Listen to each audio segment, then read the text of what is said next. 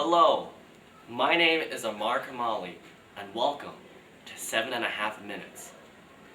Today, we are being faced with a very big issue in society, that being the oversexualization of Canadian youth. In recent times, there has been a large increase in the oversexualization of youth due to the large advancements in technology, increase of marketing campaigns, as well as the youth being under a greater influence from both the media and others around them. What have we done to stop this problem? Dr. Brandy Weeb states that even though there are several alarming facts regarding the youth of today, there's still some hope for the better future. What is the most encouraging thing you have seen in terms of changes to or things that have stayed the same about sexuality and the way it's viewed today? Great question. Well, there's lots of great activism online, right? So people talking about these issues and connecting with people that are saying, hey, I don't want to be comparing myself all the time. Lots of great programs for youth. We have a program for girls between the ages of 9 and 12 called iGirl, where we talk about these sorts of things. So I do see a lot of conversation about how can we set the opposite example, which I think is encouraging. What do you think is the most important thing that can be done to help youth and children deal with sexual materials and ideals that they're exposed to? I think, no question, open dialogue with parents.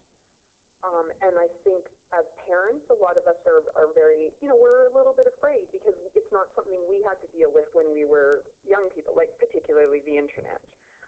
So I think a lot of parents are concerned, but the number one thing we can do is be building dialogue between parents and their children. And how do you think this can be done without, making it very uncomfortable or awkward for children and adults to discuss such subjects? Yeah, that's a great question. Really, the easiest thing is to start the conversation very young so that the foundation is built into the relationship.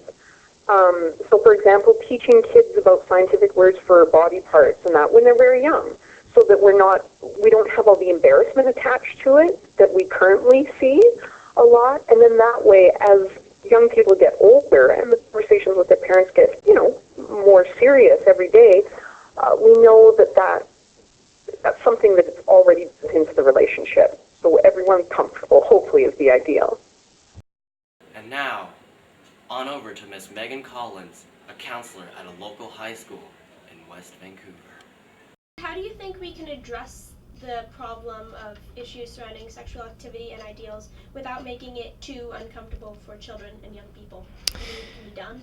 I do, and I think the key, one of the keys anyways, is early education and family education. And I think we need to support families in educating and teaching their children at a young age, developmentally appropriate, of course, material, but they need to be exposed at an early age in understanding their bodies and starting to be comfortable with that. And it's always going to be an uncomfortable topic, but I think if children are exposed to the subject matter in appropriate ways and educated in appropriate ways early on, and it's being able to be communicated and discussed within the family as well as at school, etc., I think that could make a huge difference.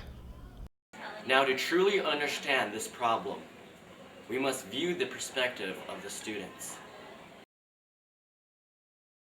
Yes, the media does have a sort of initial impact on what we do, but I think that if someone has a strong feeling about a certain sexuality, that the media doesn't really have that much effect on it.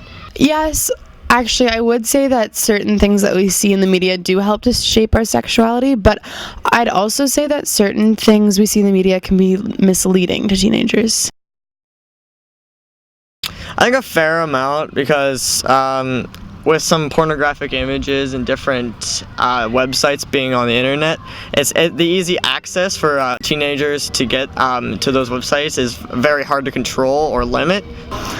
Technology has made it much easier for kids, especially younger kids, to access this sexual material. Even if it's by accident, it still happens on a regular basis. like everyone is equal. It doesn't matter if you're gay or straight or bisexual. Everyone is still a person. We're all still human. So I think that by having exposure to those kind of things and people who are different than you are, I think it's a really beneficial thing for kids to see. I think not, because I believe that young people should be focused on their schooling and for getting a better job, not on whether their 1 minute date wants to have sex with them.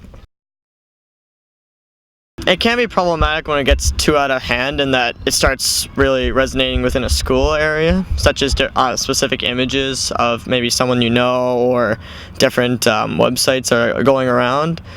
It could be problematic to people who would believe these fantasies would happen and that you can treat people as objects. I don't think it's a problem. I mean, it can actually be educational in some situations, but obviously we don't want really young kids finding it. It's $1 billion industry. I mean, I think pornography is a good thing.